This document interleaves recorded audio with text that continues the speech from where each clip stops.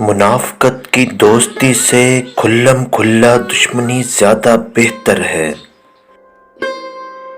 نفس خدا کا دشمن ہے، اس لیے اپنے نفس کا دشمن خدا کا دوست ہے۔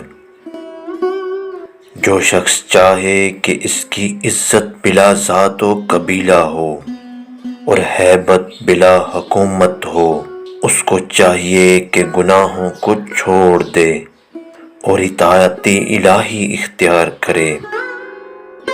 توبہ کرنا آسان لیکن گناہ چھوڑنا مشکل کام ہے۔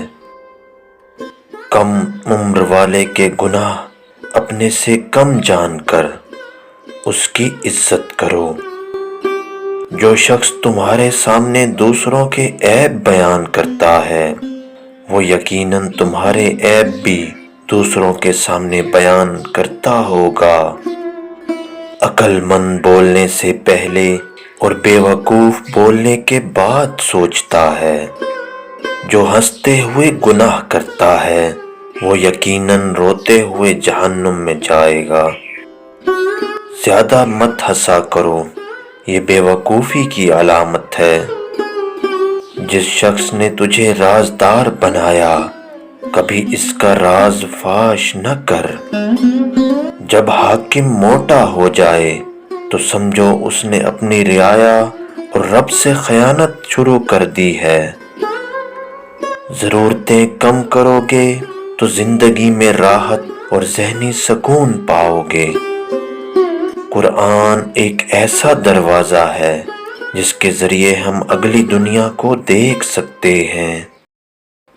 مومن کو گناہ یوں نظر آتے ہیں گویا ایک پہاڑ آہستہ آہستہ نیچے آ رہا ہے جو اسے پیس کر رکھ دے گا۔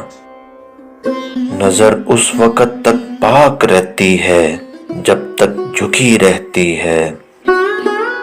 اخلاص بندے اور رب کے درمیان ایک راز ہے جسے نہ تو فرشتہ جان سکتا ہے کہ لکھ لے اور شیطان کہ اسے خراب کر سکے۔ جس معدے میں کھانا ٹھوس کر بھرا ہو، اس جگہ حکمت جاگزی نہیں ہوتی۔ کھانے کے ادب کی شرط یہ ہے کہ تنہا نہ کھائیں اور جب کھائیں تو دوسرے پر ایثار کریں۔ برے ہم نشیں ہی تیرے سب سے بڑے دشمن ہیں۔